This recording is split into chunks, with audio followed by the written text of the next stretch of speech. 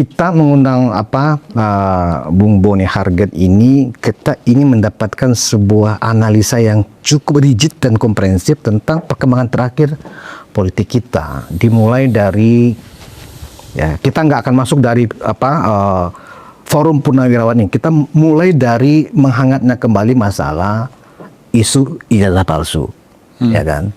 Kemudian tiba-tiba, ya kan, muncul petisi dari Purnawirawan. Ketika ijazah palsu itu, ada satu hal kritis yang nyaris terjadi tapi nggak terjadi. Ketika rombongan para pendemo ini mau menggeruduk rumah Pak Jokowi di Solo, tapi syukur itu tidak terjadi. Padahal kita tahu ada agenda di situ, Bung Boni, ya kan. Nah, karena itu gagal, muncullah forum Purnawirawan TNI ini, yang kemudian ini seolah-olah mendenial, ya, hasil pilpres, ya kan, dan terjadilah polarisasi, pro kontra kemudian juga menghangat sampai hari ini. Terakhir perkembangannya adalah mundurnya, ya, Kepala Kantor Komunikasi Presiden Hasan Nasbi, yang umum mungkin bisa menilai itu ditenggarai dari masalah kepala babi yang dikirim ke redaksi Tempo. Betul. Ya kan? Dari yang sifatnya guyon, ya kan? Kemudian dianggap itu sebagai pembungkaman dan intimidasi kepada media atau pers. Tapi sebenarnya itu adalah politis, ya kan? Nah, Bung Boni, sebenarnya dilihat dari respon Pak Prabowo sebagai presiden kita, khususnya puncaknya adalah munculnya 8 poin yang disampaikan oleh Forum Purnawirawan TNI ini, yang kemudian yang menjadi juru bicara sikap presiden atau tanggapan presiden adalah penasihat khusus Polkam Pak Wiranto. Dan respon dari presiden pun normatif, gitu loh. Dan ini cukup mengagetkan. Kenapa mengagetkan?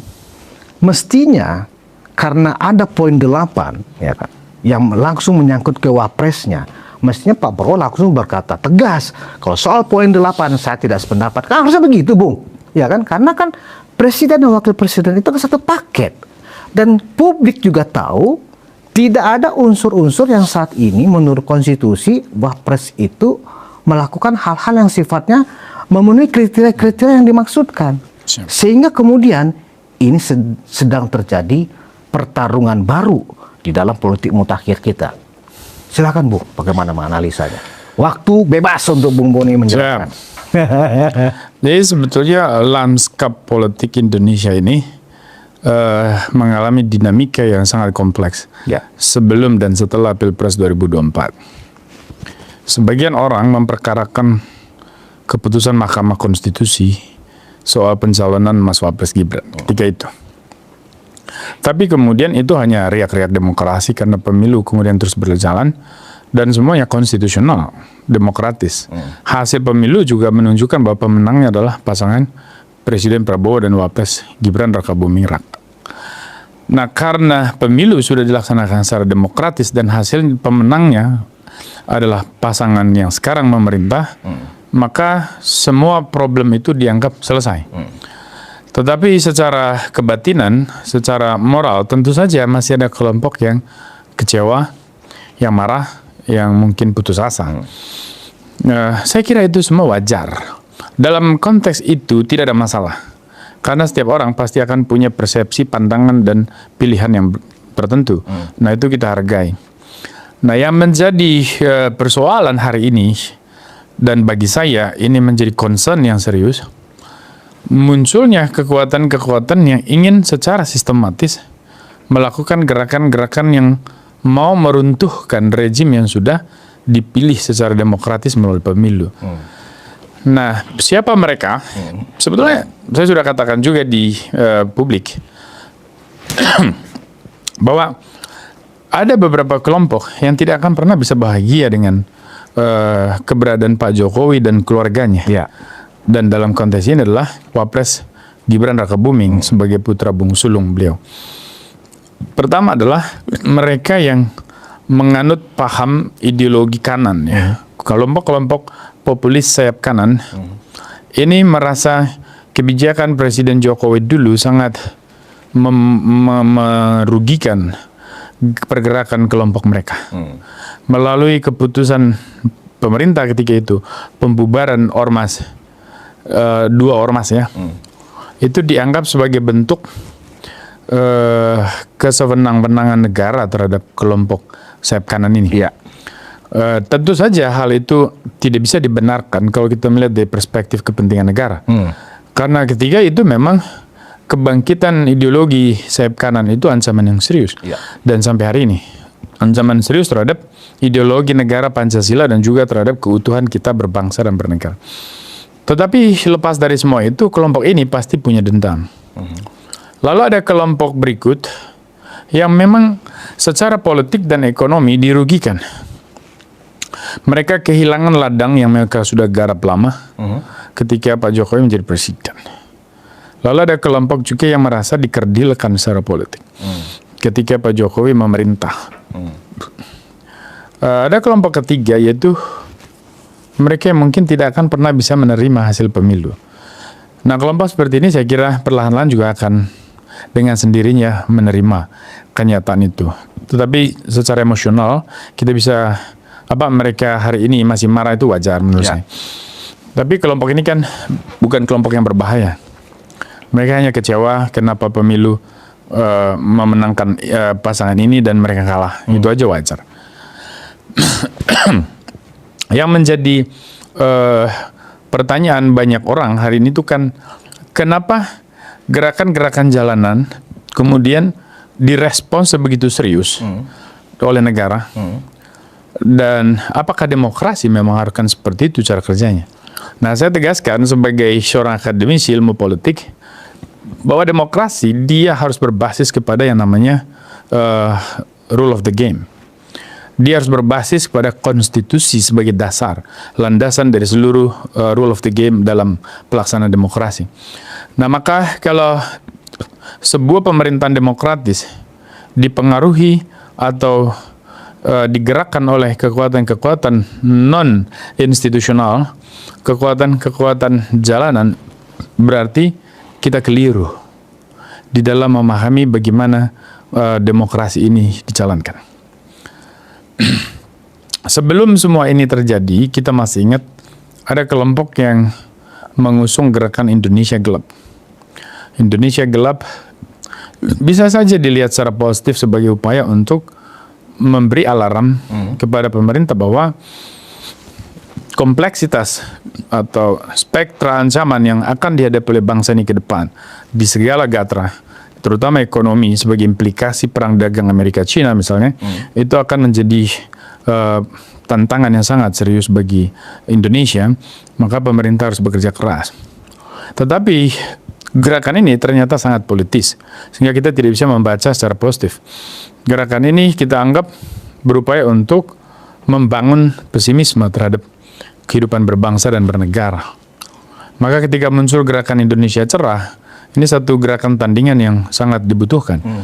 Tetapi rentetannya adalah bahwa setelah gerakan Indonesia Gelap muncul tuntutan-tuntutan jalanan seakan-akan mereka benar dan memaksakan keyakinan orang bahwa ijazah Presiden Jokowi adalah ijazah yang palsu. Ini tidak masuk akal. Saya kira mereka juga sadar itu bahwa ijazahnya Pak Jokowi itu asli. Tetapi kenapa isu ini terus dimainkan? Saya tidak percaya dengan kebetulan. Saya tidak percaya dengan sesuatu yang ya kebetulan, koinsiden. Saya percaya bahwa banyak hal itu didesain. Maka sangat mungkin orang-orang yang datang ke UGM dan kemudian menggeruduk rumah Pak Jokowi, yang ternyata nggak berhasil itu. yes, kemungkinan besar mereka hanyalah pion-pion di dalam percaturan politik yang rumit ini.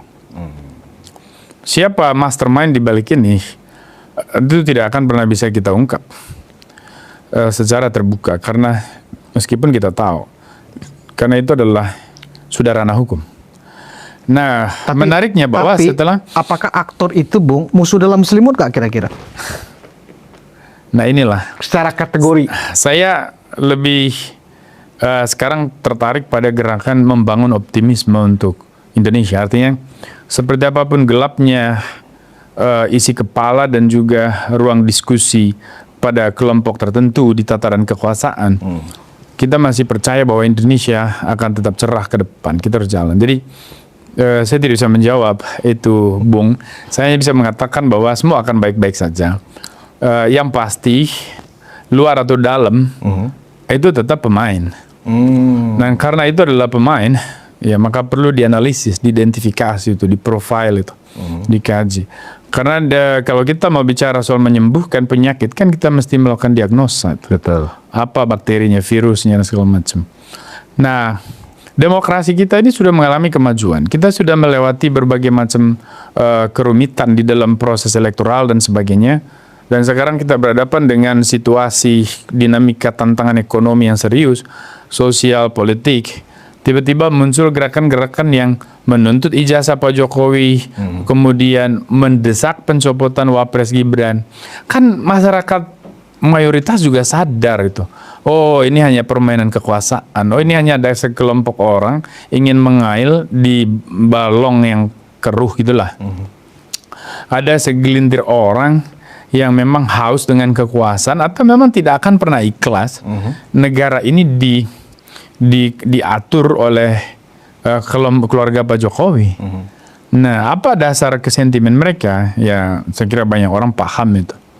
Ya, cuman sekali lagi itu akan masuk ke ranah hukum kalau kita bisa ungkap semua.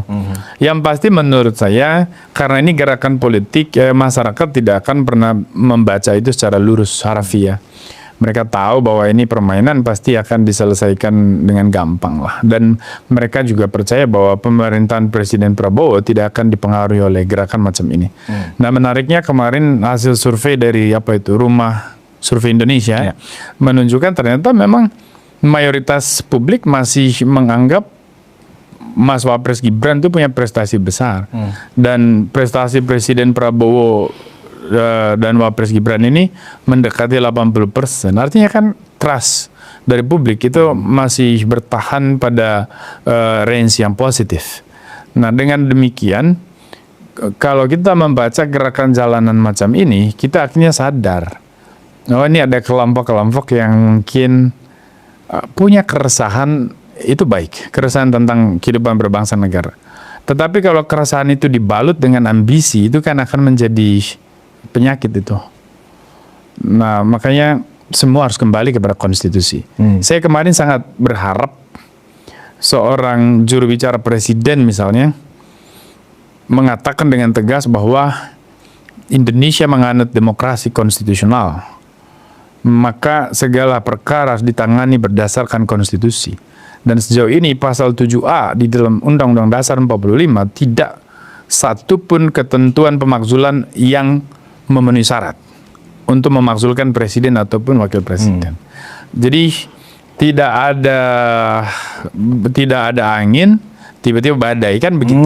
Apa sih salahnya Mas Wapres? Kan pertanyaan orang begitu. Iya. Kalau ada yang kecewa dengan proses pilpres, kan simple, nggak usah milih pada saat pilpres. Betul. Dan terbukti kan, beliau menang tidak 100% juga. Ada sekian persen yang tidak memilih beliau. Betul. Berarti mereka yang tidak menyetujui. Dan demokrasi punya mekanisme begitu. Nah, kalau orang memperkarakan hari ini Mas Gibran, itu artinya mereka memperkarakan Pak Prabowo. Pak Prabowo tentu saja sadar itu, bahwa ketika orang ingin mencopot Wapres, mereka sebetulnya mau mengatakan copot presidennya. Kan itu aja sebetulnya. Karena ini divi tunggal. Ini yang nggak dibaca publik. Itu yang publik nggak baca. Betul. Ini kan divi tunggal. Divi tunggal artinya tidak bisa dipisah. Betul. Dipilih sebagai paket di dalam pilpres. Kan di dalam ketentuan undang-undang pemilu kita kan tidak mungkin mencalonkan presiden tanpa wakil. Betul. Atau mencalonkan wakil tanpa presiden. Itu satu paket. Nah, kalau hari ini orang mendesak wapresnya dicopot, ini kan bukan bicara soal ban mobil bisa ditukar ganti oleh ban reserve, ya kan? Ini bicara soal tata negara. Konstitusi tidak punya ketentuan yang bisa menjamin gerakan macam itu bisa dibenarkan. Memang ada banyak pakar-pakaran atau yang saya bilang pseudo intellectuals, akademisi pseudo itu yang berupaya untuk melakukan justifikasi bahwa ada langkah-langkah yang konstitusional untuk memakzulkan wakil presiden, tapi itu kan karangan dia aja. Ya. Teori yang dia bangun sendiri untuk membenarkan pilihan politiknya, tapi bukan teori hukum tata negara yang sebetulnya. Nah, tadi ada kata mastermind. Iya. Ya. Kalau kita lihat dan kita baca secara lebih sedikit agak berbau akademik, siapakah mastermind-nya? Yang kemudian muncul sebagai jawaban adalah spekulatif. Nah, untuk mencoba mengedukasi publik, Bung Boni, apakah mastermind ini, ya kan, orang yang punya kaitan dengan mereka kalah dalam pilpres, atau mereka yang memang ya hanya ingin target operasinya adalah keluarga Pak Jokowi saja? Itu kan dua hal yang berbeda. Gimana Bung Boni melihatnya? Saya melihat ini kelompok yang memang secara tendensius memiliki dendam tertentu terhadap keluarga Pak Jokowi. Nah, seperti yang saya katakan di media lain, mereka ini menyerang Pak Jokowi, tetapi target finalnya itu kan Wapres Gibran. Nah, hanya ada sebagian orang sudah tidak sabar, langsung menyerang Wapres. Tujuan awalnya ini kan melemahkan citra Pak Jokowi dalam rangka melemahkan posisi tawar Wapres Gibran Raka Buming di pemilu berikut. Jadi orang-orang ini kan bermain untuk 2029. Menurut saya ini prematur. Bayi lahir sebelum waktunya. Jadi gerakan ini juga pasti akan tergerus oleh waktu lah. Karena kalau mereka mau bermain, permainan ini tidak menarik, tidak cerdas. Tidak menarik dan tidak cerdas. Ya. Artinya bisa dikatakan poin-poin yang disampaikan itu memang tidak menarik dan tidak cerdas. Exact. 8 butir itu ya kan?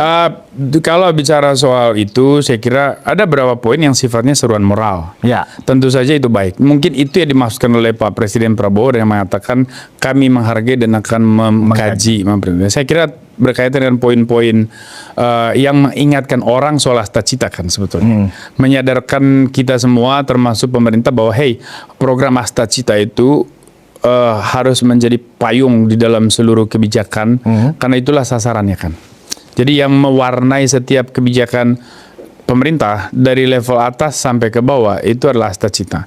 Dan beberapa concern lain dari kelompok yang menyuruhkan itu semuanya positif secara normatif, ya moral. Makanya tidak salah kalau Presiden mengatakan kami menghargai dan mengkaji. Tapi poin ke-8 itu memang yang kemudian menjadi sangat politis dan bergulir liar tuh di publik. Saya kira Presiden tidak bermaksud mengomentari itu. Poin ke-6 agak related dengan poin 8. Yes. Poin 6 kan meminta presiden ya kan mengganti atau melakukan reshuffle. Exactly. Reshuffle kabinet dan menteri-menteri yang masih terikat dengan Presiden Jokowi. Exactly, clear bahasanya. Dan disambung dengan poin ke-8. Ya, meminta loh, itu kan mereka itu kalau poin nomor 6 menurut saya secara implisit mereka mau menyerang Pak Prabowo. Karena Pak Prabowo itu menterinya Pak Jokowi. Menteri Pak Jokowi yang kemudian didorong Pak Jokowi dan dipilih oleh rakyat Indonesia menjadi presiden. Nah, makanya saya senang sekali dengan pernyataan resmi dari kelompok Purnawirawan TNI yang Angkatan Darat yang mengatakan bahwa gerakan itu tidak ada hubungannya dengan organisasi Purnawirawan. Nah, itu statement yang sangat menyejukkan dan disitulah orang menyadari bahwa TNI di Republik ini itu adalah kekuatan sentral, fundamental yang membuat negara ini bisa bertahan, yang membuat bangsa ini bisa utuh. Nah, di situ kita menyadari betul. Iya. Maka harus kita bedakan gerakan-gerakan politik praktis dan gerakan politik kenegaraan. Saya tidak tahu siapa-siapa saja yang memberi masukan kepada presiden. Yang pasti teks itu yang 8 poin harusnya dibaca di dalam 2 dimensi itu. Politik kenegaraan dan banyak poin yang memang masuk ke wilayah itu dan kita hormati. Tapi ada politik kekuasaan. Nah, pada poin itu kita baca di poin 8 dan 6 tadi dan memang itu harus direspons juga dengan bahasa kekuasaan. Harus direspon juga. Harus direspon dengan bahasa kekuasaan dan juga dengan bahasa hukum. Dengan bahasa kekuasaan kan artinya bahwa kita bisa bicara soal apa motifnya. Kenapa harus menyerang Wapres? Kenapa harus menyerang menteri-menteri yang terafiliasi dengan pemerintahan sebelumnya? Dasarnya apa? Motifnya apa? Tujuannya apa?